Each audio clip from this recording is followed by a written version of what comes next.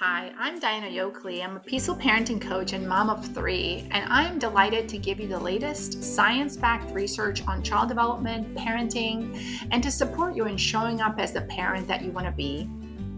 Hello, everybody. Welcome to our podcast session today. I have here with me today a very special guest. I have here with me Sonali Vongchusiri. Hi, Sonali. Welcome. Hi, Diana. Thank you for having me. Yeah, I'm really excited to have you back. We've had some great conversations in the past. Your work on supporting strong-willed children and families that have strong-willed children is really powerful. It's made a huge impact in my own family with supporting our kids. And so I'm really excited about our conversation today. Today we're going to dive into, when you as a parent find yourself thinking, I just want my kid to be able to do what everybody else does. This kind of like sense of belonging and community, and how we as parents kind of want our kids to fit in to society and blend in. And then what happens when maybe our kids don't?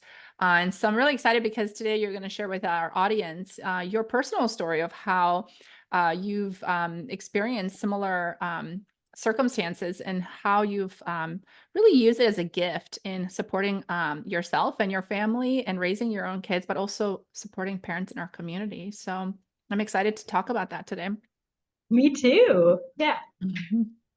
Yeah. So maybe you can kind of kick it off with your own story of how you've had similar circumstances in your life and how that's led you to become a parenting advocate today. Yeah, absolutely. Okay. So, and so much of it, I think, is I realize more and more it's taking these experiences that I've had and then I've flipped them and brought them into the parenting space. So, I'll start with, well, what I say is I am your sensitivity needs and regulation go-to gal, and I happen to be legally blind and have albinism. And what I knew about that growing up was that I was like, okay, I'm legally blind, I'm visually impaired. I usually used visually impaired when I was younger. And and I was like, that what that means is I have large print books, like these giant books, and I need this giant backpack when in elementary school. And I had a special ed teacher that came once a week for about an hour to check in and make sure I had the things that I needed. And that I automatically, and this is awesome, Diana, I was always placed next to my bestie whenever they rearranged seats, wow. because she would pass her notebook to me so I could copy her notes and then I would pass it back to her. You can imagine that turned into a great thing once we got into high school. That's amazing. And that's what I thought it meant to be visually impaired.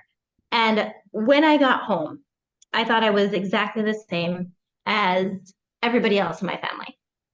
And other than that, and it stayed that way until I was 12.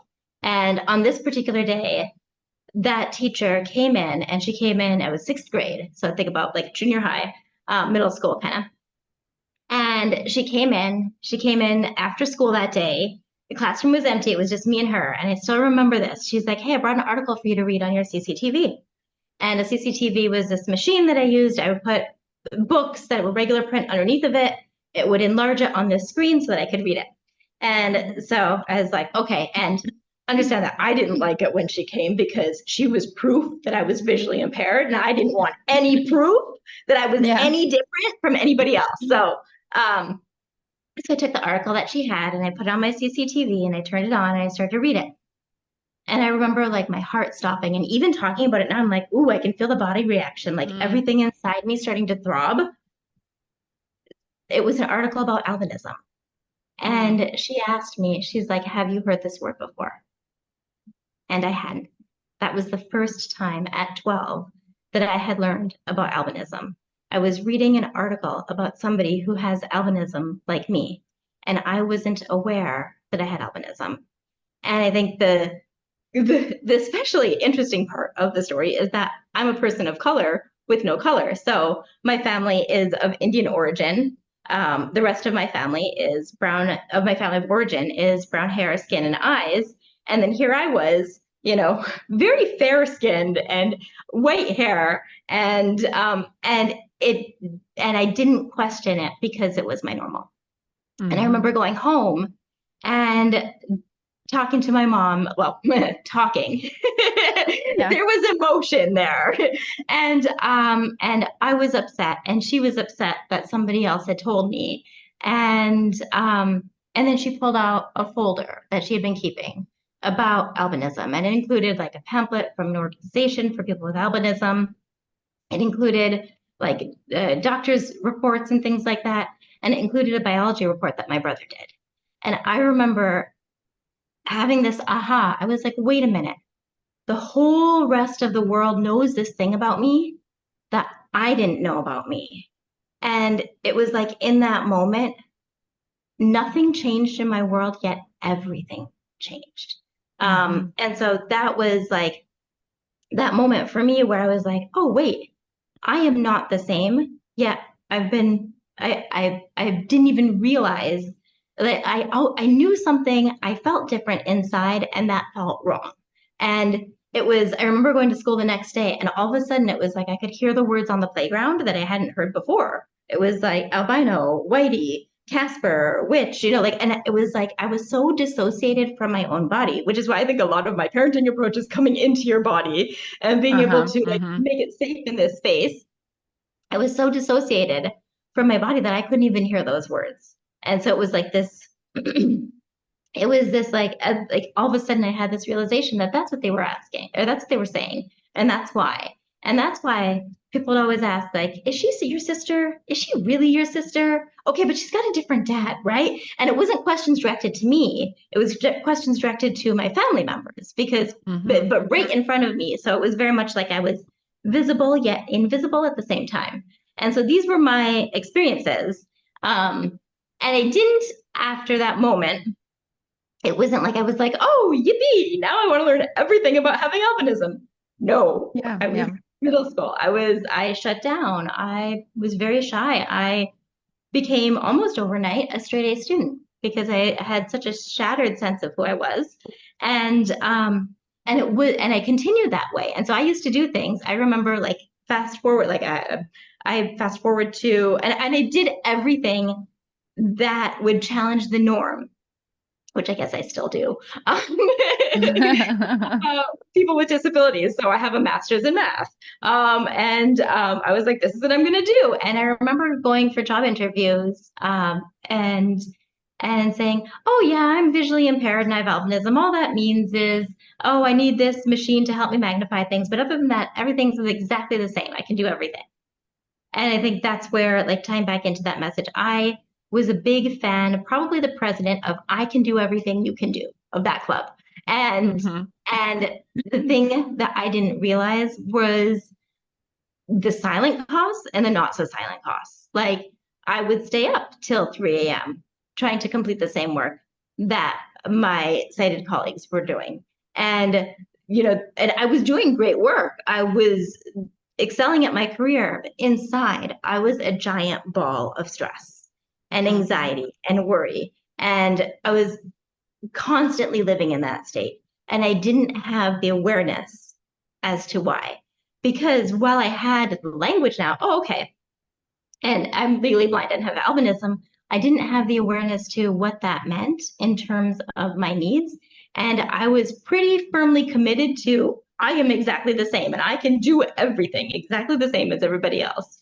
And I think that's why what you said at the beginning is so important to me, because I think now what I've come to is, oh, and this is kind of a challenging thing because I think we as parents were like, oh, I want my kids to be able to do everything the same as their peers, whether they're Yeah. highly sensitive or neurodivergent in some way. We just want them to be able to function the same as their peers. And what I hear in that when a parent says that, and my hand is raised because I'm like, oh, my kids do those things as everybody else, so I'm guilty here too. Yeah. Is that desire for our kids to know that they belong, Yeah. that desire for our kids to have a good life. Oh, if they do everything the same, what I'm hearing is, I want my child to have a good life. And it has been so fascinating for me. And I know we haven't talked about this yet, but for me, my good life came when I started to liberate myself from thinking I needed to do things the same as everybody else. And like that to me, like when that flipped, that, like given this is my capacity, this is where I am, this is what I can and can't do. Well, how do I have my good life? And so I hope Oh, I that love that. yeah, yeah, I hope that Yeah, I parents, love that. And as you're talking through like this desire to belong, and we want our kids to belong as parents, um, it kind of makes me think of kind of this is a innate mammal like survival strategy, right? Like this yeah, belonging to the group is what keeps us surviving, because we have a greater chance to fight off predators, because if we're different, we're at risk for, threat. And so our parents work really hard to make sure we fit in as much as possible to save their little offspring, right? And then we get this message that there is a threat of being excluded. And so how do you think, like, for example, like with your mother, and for parents listening, like, how can parents still send the message that you actually still belong? You actually still belong to this family at minimum, even if you don't look like your peer group, because something is different about you, you know? yeah. Is it And possible to and it have may not both even be in look, one? like it might be, Exactly. you're neurodiverse, you're Exactly. like you have ADHD, you're on the spectrum, you're highly sensitive, your family has been going through a divorce, like for whatever reason, like Hmm. that you may feel different than your peers, and that's okay. Like in fact, Hmm. that's really normal. Like then I think we all know what it's like to feel like we're on the outside looking in, or to feel like, oh Hmm. wait, why am I not having the same response as everybody else to this when I drop my Yeah. kids off for an overnight stay? There are other parents that are like, oh, like they're like, oh, I'm gonna miss them so much, and I'm like, hey, I'm gonna go get a coffee, Yeah. like Yeah. why am I having that response? And I think some of the things there come into like how can we make those places where we show up differently in the world? How can we say that like those things where we show up differently with that that's how we show up differently, but those are safe things, not things that need to be hidden so that you can belong about you. There are different things about all of us, and we all belong. And so it's something that I realized it when my oldest was born. I remember I had thought that you would have their that my kids would have their dad's pigmentation, because I'm like, oh, all my genes are recessive. I've got no Yeah. pigment. Yeah. And, they're gonna come out looking like their dad in terms of pigmentation.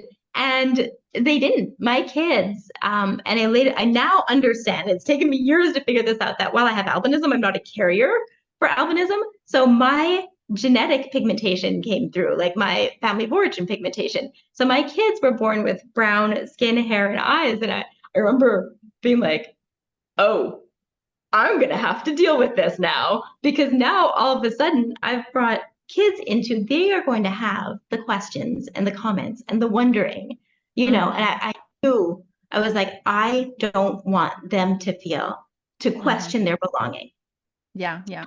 that this is where they belong.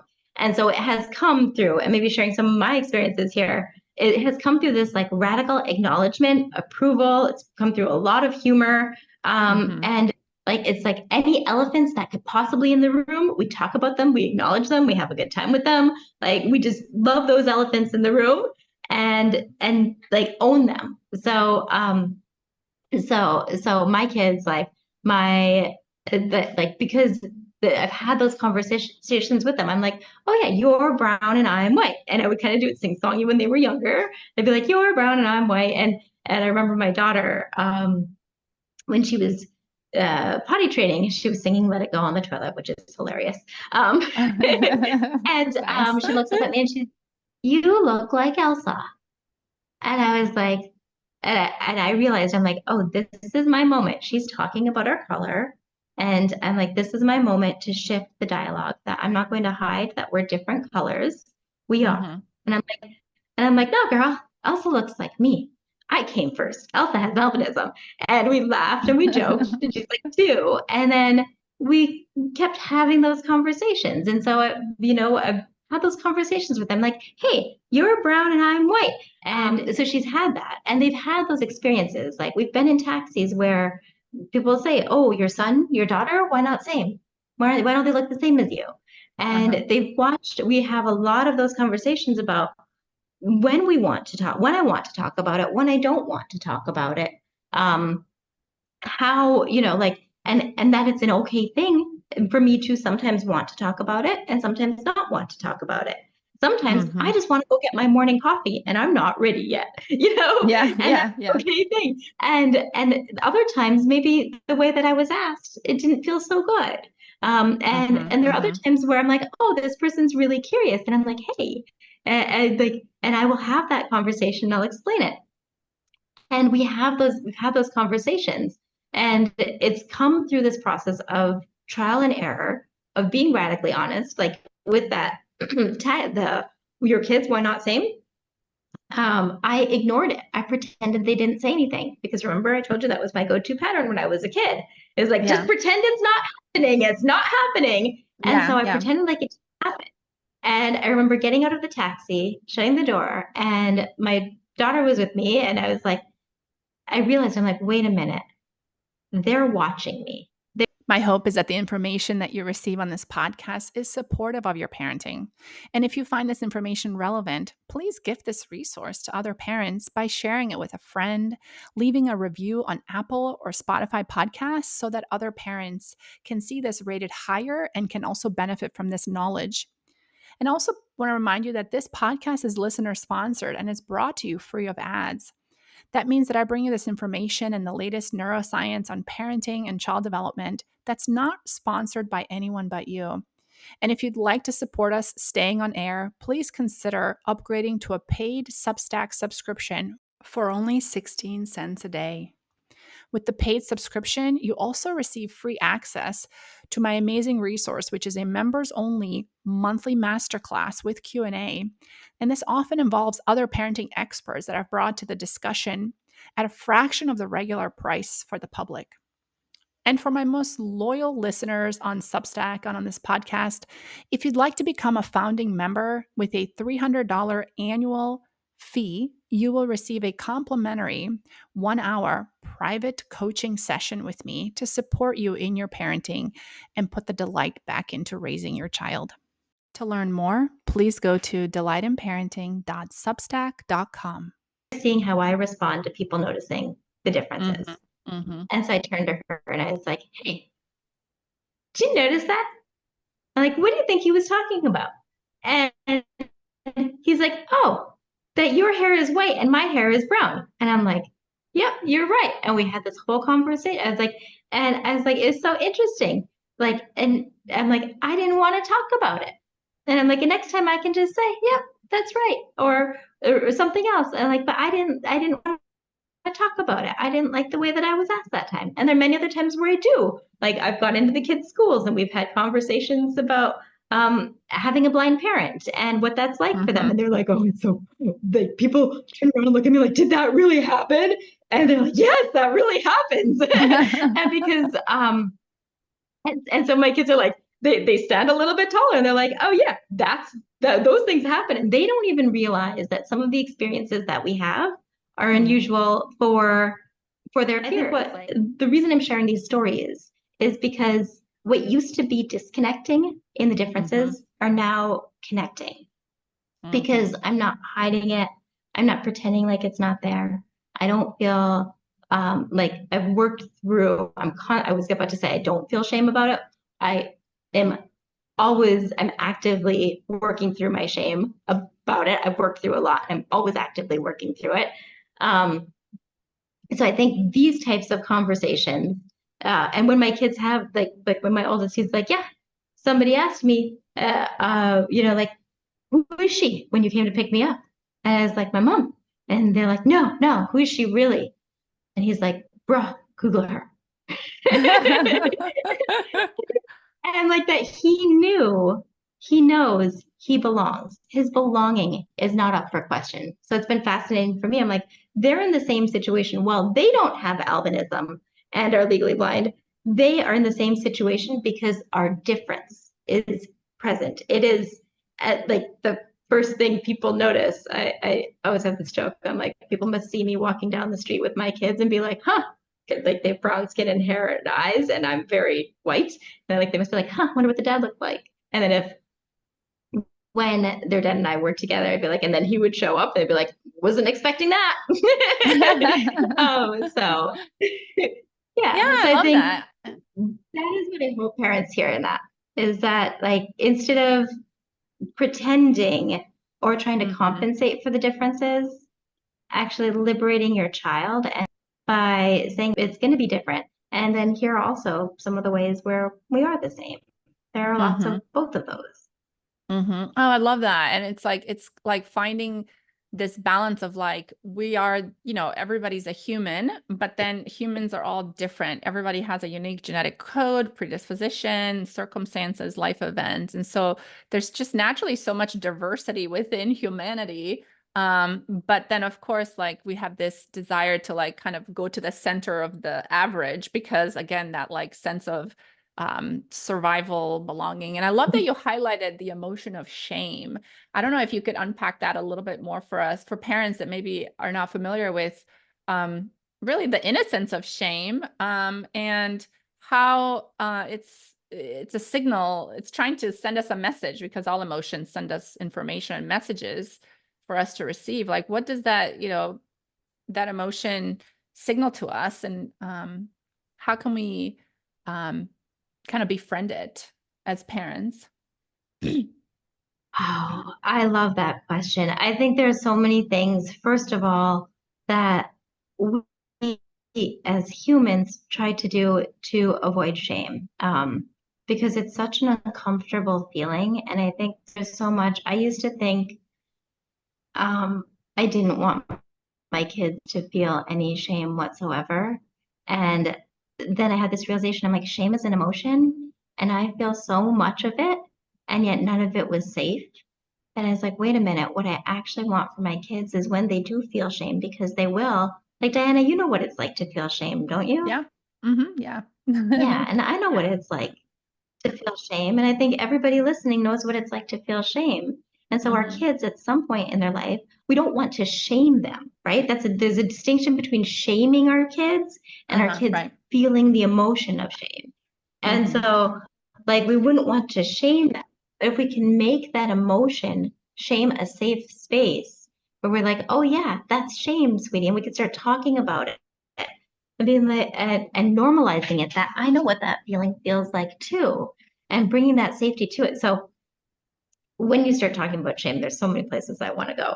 The first one is that one of what I've noticed for myself, and when I talk about shame, is that like what we oftentimes try to do is we're like, oh, if I'm perfect enough, if I just do this perfectly, and it can be for us as parents, or it can be like if my kids just do everything the same as their peers, aka perfect, right? Then they won't have to feel shame.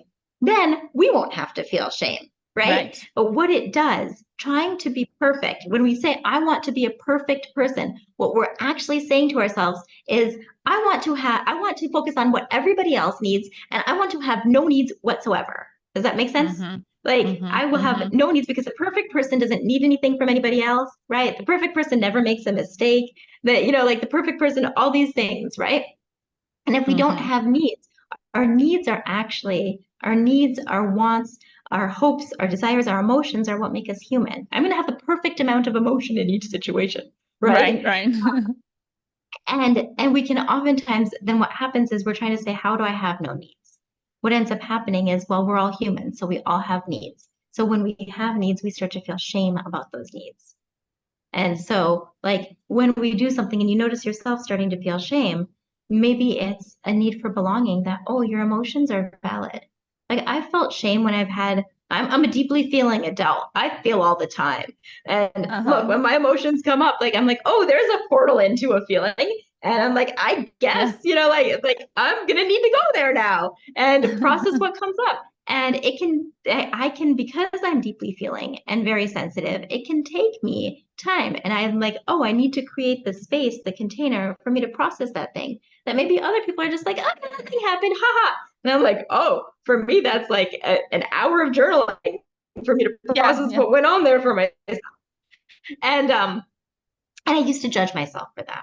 I used to shame myself for having those emotions. And so when I Mm-hmm. shifted into, oh, of course I have this need. So I see like the anecdotes of shame as being bringing approval to our needs, that, oh, Mm-hmm. of course I have this emotion, to bring validation to it, to bring acknowledgement of it. We do try to pretend like it's not there. We try to cover it up, or hide it. Yeah, I think And because shame into is those like this spaces emotion by that sharing. hides. Yes, it hides, and we think we can't talk about it. Oh, can I share a story about shame? Yes, yes. Okay. Okay. So, I was so shame bound, and it gets internalized, right? Because if we think we're Yes. supposed to be the same as everybody else, yet we feel different, then we internalize shame. And so I had done that. And so for me, actually, and I'm actually sending out an email about this pretty soon. So this is kind of fun. So when I started raising your strong-willed child 5 years ago, just about, I could not say my own name. I almost didn't run the series because when I tried to say Sonali, it came out slurred, it came out mumbled because I was so shame bound. Because the moment I say my name, my my ethnicity becomes apparent. And so and my belonging becomes something that I used to need to defend, or that I Mm-hmm. didn't have the skills to own who I was. So instead, I tried to, like, I mumbled and jumbled my name. And so it Mm-hmm. was such a process of being able to actively work through that and learn and process that emotion, process those experiences, and then unwind from them, and then be able to say my name. And so Mm-hmm. that's one of the gifts that doing this work has actually allowed me to move through so much of the shame. And I think for parents as well, it's having a child that shows up differently in the world, or that is more sensitive.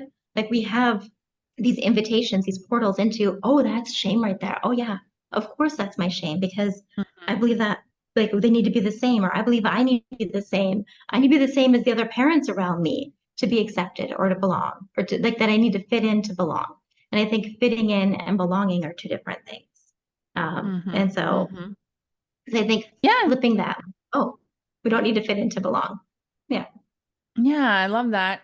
Exactly. We can be, it's almost like, it kind of reminds me of like attachment and autonomy being kind of these essential needs in early childhood and throughout life. And it's like, can I still be attached to the group and belong while also being an individual that has autonomy over my own life choices, and be different in my expression of myself and who I am as a person? Can I be a gift to the group while still being part of the group? Right? Exactly. Yes. Yes. Oh, I got chills when you said that, Diana. Exactly. That like, can I be part of this system, this group, and be myself, and allow that to be a gift to the group? Yeah. And then others, and I can receive others' differences, and that's a Yes. gift to me. Yeah, and I mean, it's a very kind of obviously like, human a need, but also it's a very practical functioning of the world too. Coming from a background in working with teams and leadership, like when we have a team that works well, it's not because everybody has the same skills. It's when everybody has different contributions. The links of the chain are what make the strength of the chain, right? So like, can you bring a skill set that nobody else has so you can cover our backs? It's like, can the differentiation almost is the strength, because it gives us unique perspectives and different creative ideas, and we can solve problems better. When one person doesn't think of it, somebody else does. And it really, I really see it as a gift in a very practical way, in humanity too, Yeah. Yeah. And so it's seeing these things, like, I think what you're saying is, like, how can we then kind of move the outskirts of where our differences lie, and what's considered acceptable, and what's considered, like, ooh, a bit more, I want to say, like, it threatens our norm a bit, or Yeah. it challenges our norm a bit. Um, and like finding those spaces and just extending them ever so gently. And I think it's like flipping these things that, like, I think there's a certain point where we start to view these differences as flaws.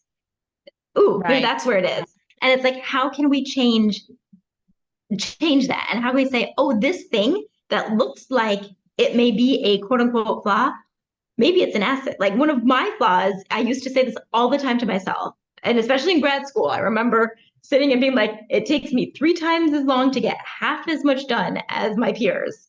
And what that's done, though, when I flip it, that's one of my greatest assets, because I have created ways to connect with your kids that are simple, that are doable, that are practical, that don't take a ton of time, because guess what? I don't have as much time. And so it's these things I'm like, oh, if I were the same as everybody else, I'd be talking about the same things. But I have Insta Connects and Insta Diffusers and different things, because I'm like, look, I had to find those fast ways. I couldn't do it everybody else's way. And so I came up with a new way. So I hope that parents are like, oh, wait, this thing that I view as like, wait, this could be a negative. How do I work with it? Like, it could be their greatest gift. Yeah, And it's almost like looking at it as a strength-based, you know, how they have like strength-based assessments and like strength-based focus. I mean, in business and leadership, they look at this. They're like, what are your strengths? We're not going to hire you for your opportunities or weaknesses, because you're not going to be the highest performer in that area, but you can be the highest performer in your strengths. And everybody has strengths. So what can you contribute? yeah. Yeah. And actually, how can you take those things that maybe you viewed as flaws or as deficits, and how those, like, some of those you may be viewing them as a deficit. I viewed mine. I'm like, everything. It takes me so much longer. I view that as a deficit. For so long. It's actually one of my greatest strengths, because of what I've been able to do with it. And I think for parents too, like, those things that maybe oftentimes the parents that I work with have kids that are sensitive, both internally and externally. So they might be sound sensitive. And when that child feels safe with, like, they may, for me, my son used to have like a 4-hour meltdown if I even played music when he was like 3 years old. And then as music and sound became safe, he is still sound sensitive to this day. What he is, though, because it became safe, is he's very sound attuned. He picks up, he has an incredible ear for music, for tone, for underlying energies, and he's very attuned to that. And it's one of his gifts. And absolutely, when we go, we're like, hey, look, let's go get all places, let's figure out how we take care of ourselves. And we handle that. So I think those things, like, I think in those spaces, when we can make those differences safe, they can be the portals into some of our greatest gifts.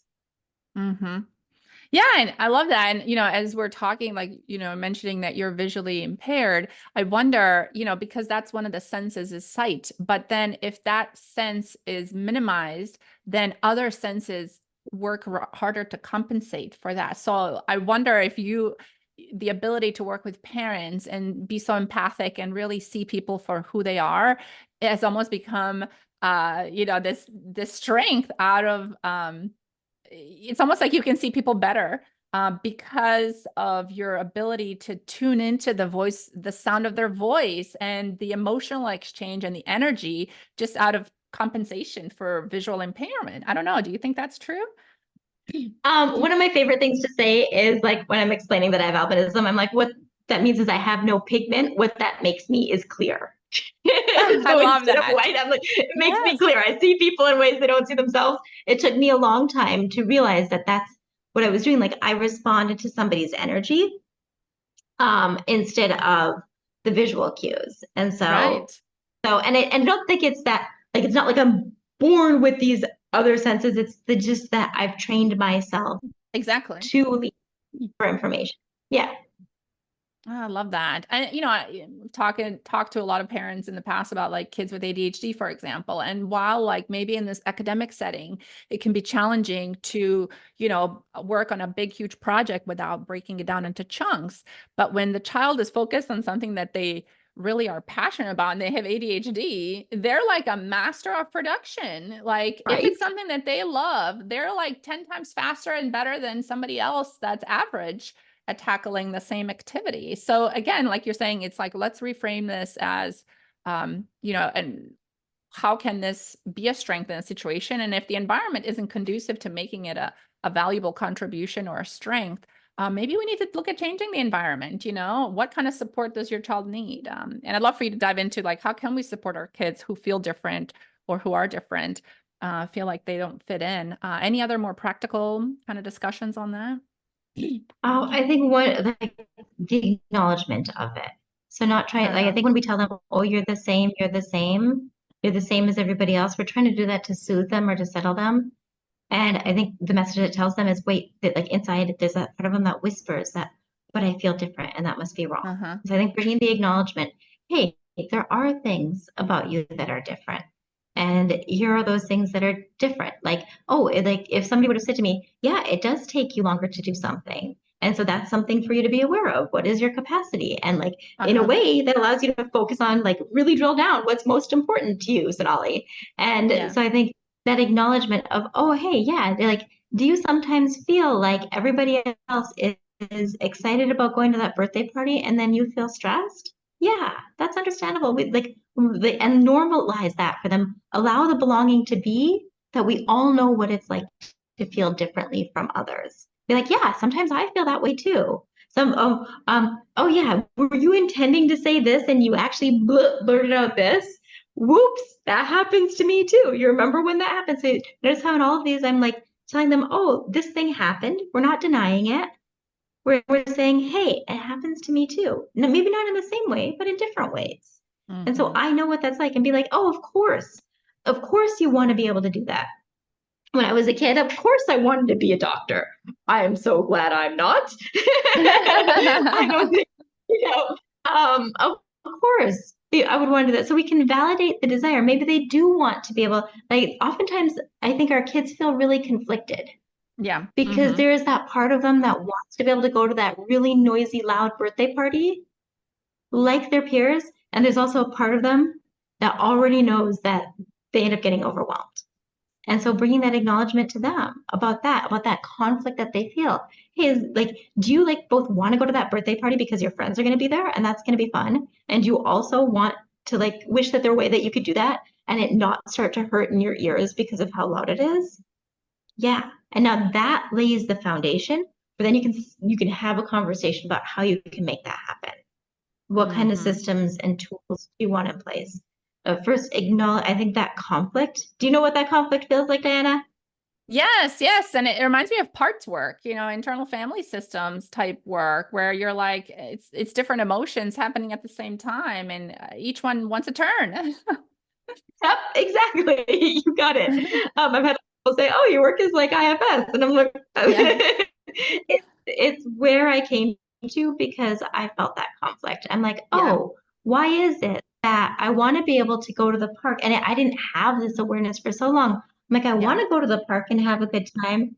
And then when I get home, why am I angry? And it was like, oh, I couldn't understand. And I'm like, oh, it's because it's hot. My body doesn't regulate heat. I live in Bangkok and it's sunny. Again, my body doesn't regulate light. So by the time I get home, I'm physically drained. Right. And so instead, now I'm like, oh, okay, we're going to go to the park. And then when I get home, I close the curtains, I turn on the air conditioning, and I might take a nap or I just take quiet. And my kids and I have that system, and it has allowed them. I think some of the neatest things is when we bring our needs and our kids' needs together, when we give ourselves permission to have needs. I would have shamed myself for that in the past. But when I do that, it's brought my kids to a space where they can have conversations and they can say, oh, I really love it when we do the water play outside, but I don't like the feel of the water on my face. So after, like, sometimes I'll dip in and dip out of the game because I know that like I've had enough and it's given them that permission to have needs. And so our needs come together like this discovery of what your family system's needs are, and as well as the individuals in that family system, what their needs are. I love it. Yeah, it's through that, the kids don't always listen to what we say, but they will eventually always do what we do. So if we can role model meeting our own needs, and it's just such a faster way to passing on the values we want to teach, instead of having to talk about them so much all the time, right? Right, right. If we tell them, oh, part of me really wants to do this, and part of me really wants to do like part of me wants to be able to go out to eat after we've been shopping and done this other thing because it would be fun. And part of me just wants to go home, you know, Mm-hmm, and that's mm-hmm, honest. I think kids that feel different really respond to honesty. I oftentimes say like they're these elusive energies in our heart sometimes, and we're like, okay, but how do I get there? I think one of them is trust.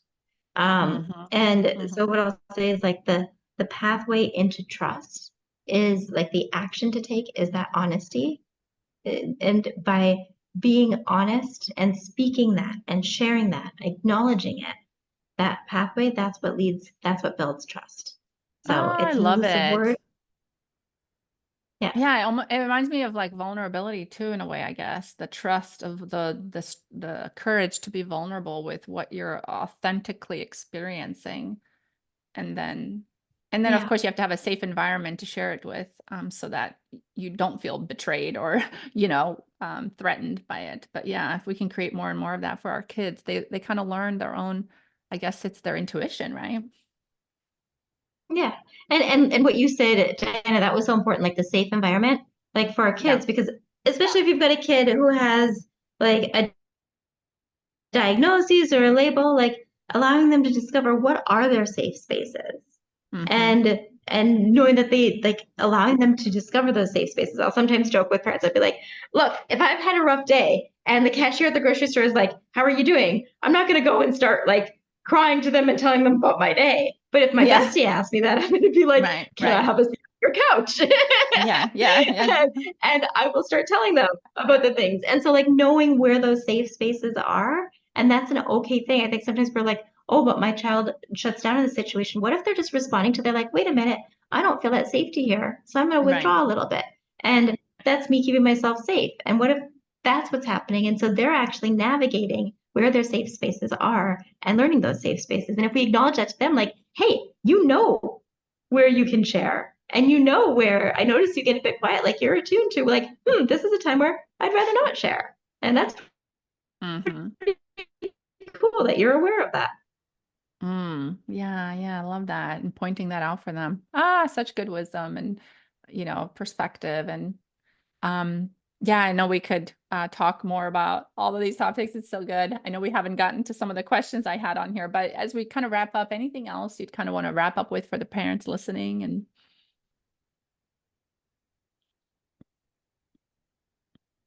Um, I think the things that I would want to leave parents with is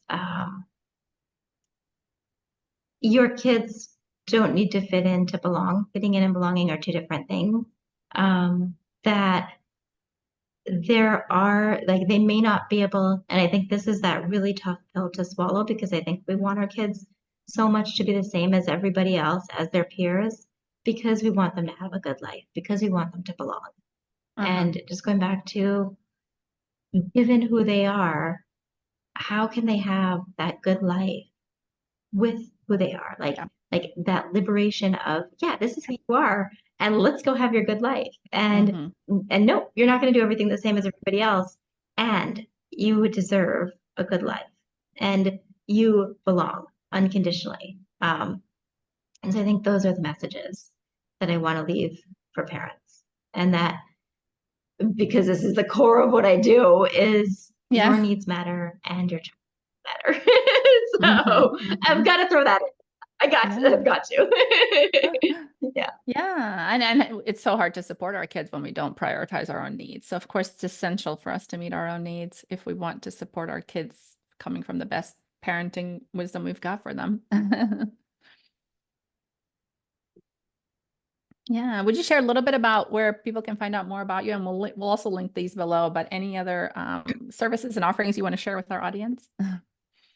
Sure. You can find me at forwardtogetherparenting.com. That's my webpage. And my company name. And I have a Facebook group that's free that's called Raising Your Strong-Willed Child.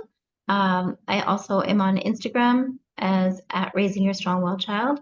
And I have a Tackling Tech Troubles guide that actually does that whole bringing your needs and your child's needs together. And also because we started to talk about like the parts, like the conflict that they feel internally with themselves oftentimes with technology. Uh-huh. And I know technology is one of those that we really struggle with. So what it is, I laid out 3 different situations, like when you got the negotiator and when you got the, the child that wants more and more, or when the child that just doesn't hear you, and how do you navigate those situations? Bringing in consideration of your needs and their needs and holding them together. So that's also a bit.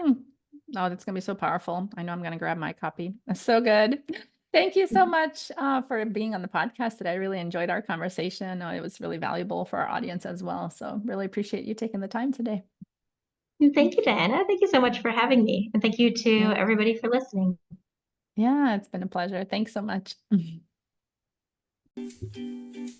If you enjoyed this podcast and would like additional resources to support you in your parenting journey, my free gift to you is access to my parenting membership with a free 30-day trial where you'll find bite-sized video and audio strategies, scripts, masterclasses, a private community with parents just like you, and weekly group coaching calls directly with me, and so much more. Go to delightedparenting.com/membership to learn more.